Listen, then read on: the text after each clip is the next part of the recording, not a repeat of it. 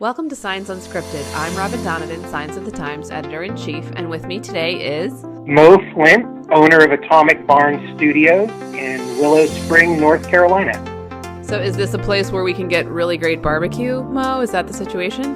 You know, they have a vinegar-based barbecue down here, so I haven't quite developed a taste for it. Okay. Those are probably fighting words for some of our listeners, so... I like North Carolina barbecue, but not as much the vinegar sauce, which I understand is, like I say, deeply offensive to some. So, all right, Mo, the reason you're here isn't barbecue. It's because you are a recent winner of the 2019 Sign Invitational, which we hosted at ISA's Sign Expo in Vegas recently. So tell us about your project. Well, I'll tell you, this was actually my first entry a couple of years ago. I met Dan Sawatsky down at the IAAPA show, that's for amusement parks, and he told me about the competition, and I thought it's time for me to start working on a project, and that's exactly what I did. Unfortunately, it went real well. And so you are someone who has kind of a really unique background, because I remember thinking, what do you mean you've never made you haven't had an entry before, you've made a sign before, although not a ton. So how did you get into all of this? Well, I'll tell you, I have been sculpting toys for more than 20 years now.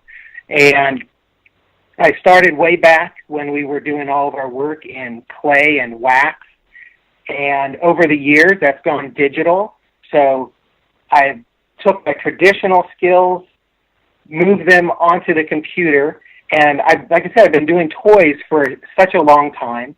I got an introduction at the IAAPA show to the sign world, and I started to see that signs are not just 2D banners, and I realized that I can take all of the skill and all the things that I've been doing for years and apply them in this new industry.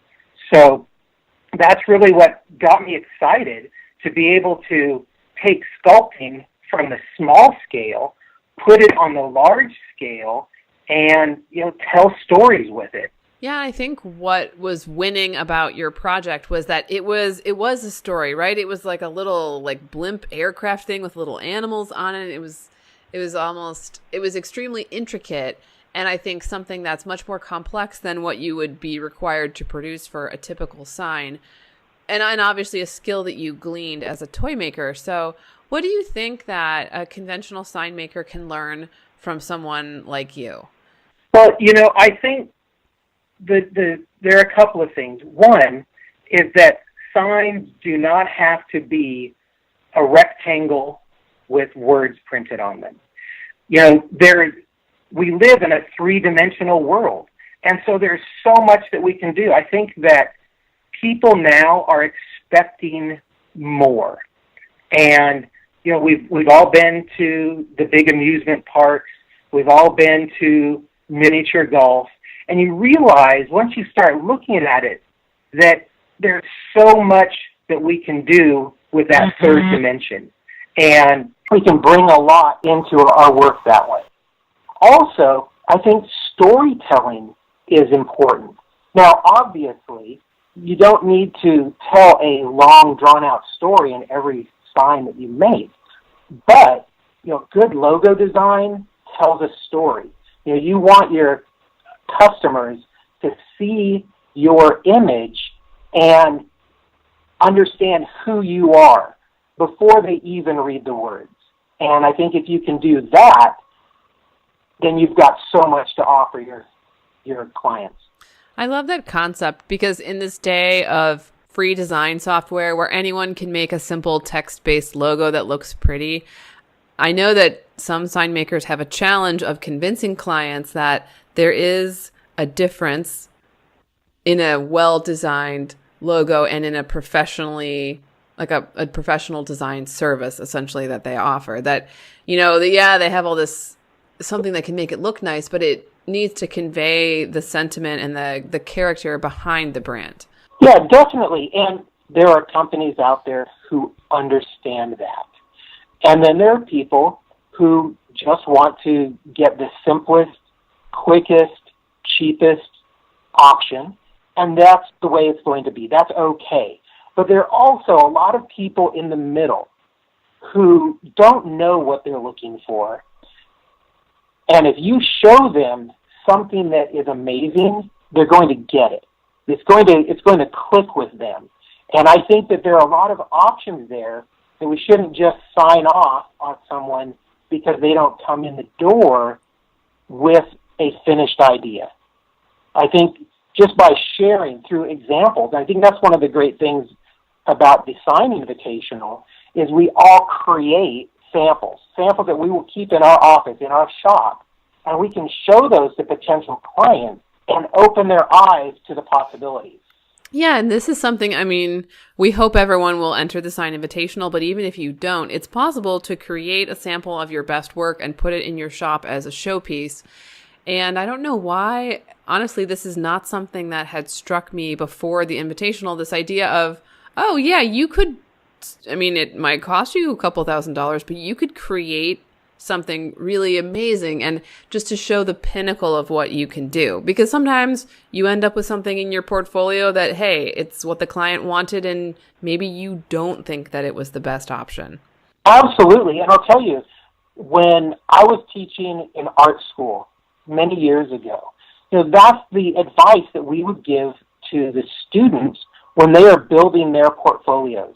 We would tell them, look at all of this work you did and pick out the 5 highest quality pieces and throw the others away.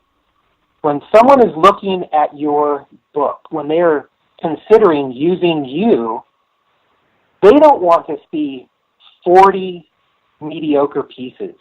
They want to be inspired by your best work. And so I think everybody should do just that. Keep creating. Yeah, keep creating. And I guess there's a balance because you don't want to just have 3 projects if you've been in the business for 20 years. But maybe the point here is that you don't have to have everything you've ever created.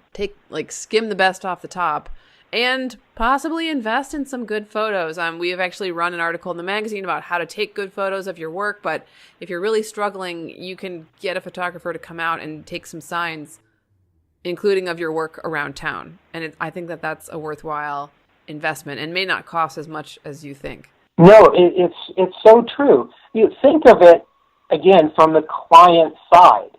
When they look at your work, that's what they are going to believe you can do for them. Right. And if you have those kind of oil change jobs, the ones that are just kind of paying the bills, and you have those all over, and you're not highlighting your best work, then you're doing yourself a disservice. Yeah, definitely. And so in terms of your own work, you are specializing in dimensional signs. And I wondered if you had any quick tips for sign makers about favorite materials of yours or working with these types of materials, getting things done on a deadline. Since this is your forte, what can you teach us? Sure. I would say, of course, HDU is such a fantastic material. I use Precision Board from Coastal Enterprises. They've been fantastic. Not only do they have great products, but they have really helped me out and been very supportive. And with HDU, you can do so much because you can machine it, you can cut it, you can carve it. There's some beautiful work out there that is carved by hand. But I also like the sculpting epoxy. As a traditional sculptor, I think I can really bring a lot using epoxy. A lot of people aren't as comfortable with it, but I think to get good dimension, you use that HDU. You can bring a lot out with paint, and you don't have to be a sculptor to have this nice 3D work. Although it would help, right? Well, certainly it wouldn't hurt. But also, here's another thing. I think a lot of people have a lot of skills that they don't grow because they think, oh, there's always somebody else who can do more or do better. But it's like anything. sculpting is a skill that can be developed with practice. I'm never going to be a concert pianist, but I can tell you that if I spent 2 years playing the piano, I'd be better at the end than I was at the beginning.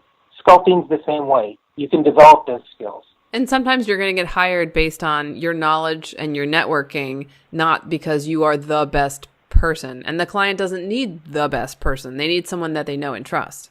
Oh, definitely. And also, if you consider the job at hand, we're not talking about gallery pieces. We're not talking about carving marble. We're talking about telling the client's story, creating their image, and you don't have to be Michelangelo to do that. Definitely. Well, so Mo, if people, after listening to this podcast, want to see more of your work, where can they find you online? Well, they can go to my website, which is atomicbarnstudios.com. And where did that name come from? I have to ask. The property that I have here has a great barn, and it just seemed like a natural. That's awesome. Well, Mo, thank you for your time today, and congratulations on your 2019 Sign Invitational win. Thank you so much, Robin. I really appreciate it.